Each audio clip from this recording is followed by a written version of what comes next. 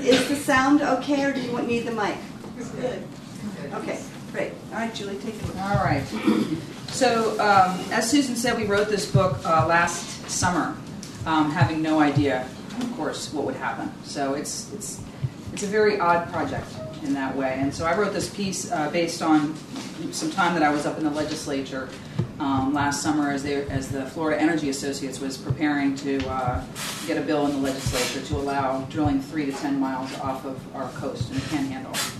And I was up there trying to stop that bill, which we ultimately did. The butterflies are so fragile.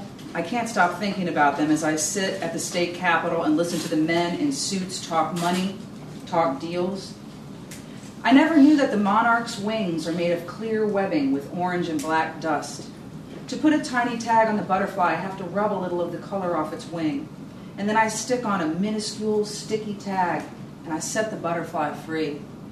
I watch it teeter off on the sea wind towards Central America.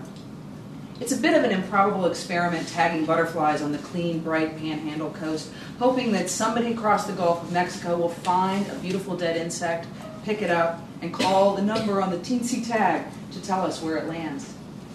But this is how we are trying to quantify this mysterious, awesome journey.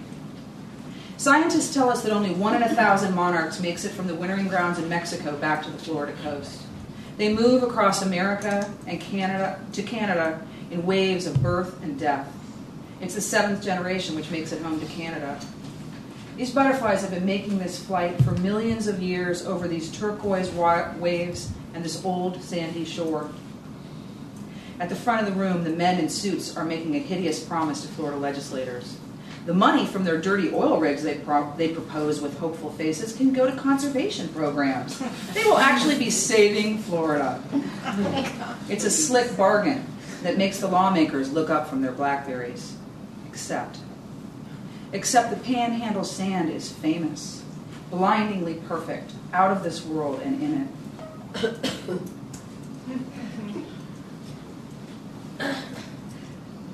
Sorry. It's okay.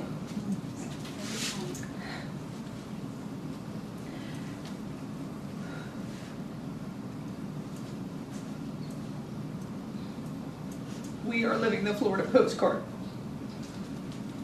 Our kids tattle to the waves, make strip castles, chase gulls.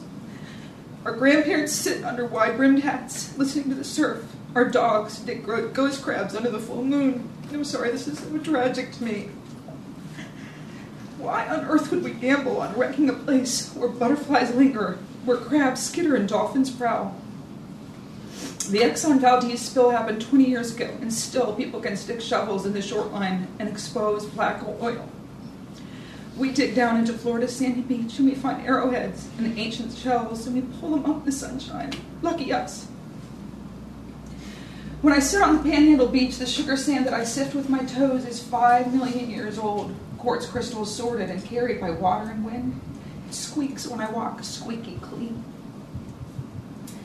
We never had sand like this where I came from up north. I could hardly believe it the first time I saw it. It looked fake. And now I see these dunes in my dreams, a love affair with this coast that's 2 decades strong. Once when I was deeply troubled and walking the Bone White Beach, I found a trail of small bird feathers, attractive, with 2 white dots on the back. Some of you may know what kind of bird that is. I didn't know. Every time I picked one up, my thoughts gained clarity, and at the end of the trail, I had a pocket full of feathers and a solution that moved my life forward.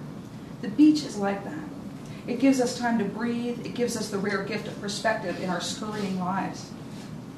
In our postcard, black skimmers with their gaudy orange clown beaks build a nest right on the beach. The nest is nothing more than a wispy scrape of bare sugar sand, as delicate as a monarch's wing. I like to lay quietly in the early morning, in the beach fog, flat against the sand, and enter the shorebird world, the waves rocking, the tiny legs moving in a blur, the crabs fleeing for their lives. We are so blessed. The oil lobbyists whisper pretty lies in lawmakers' ears. They hand over fat checks. They praise and bow to power. They are good at what they do, as relentless as sharks chasing prey in gray winter waves.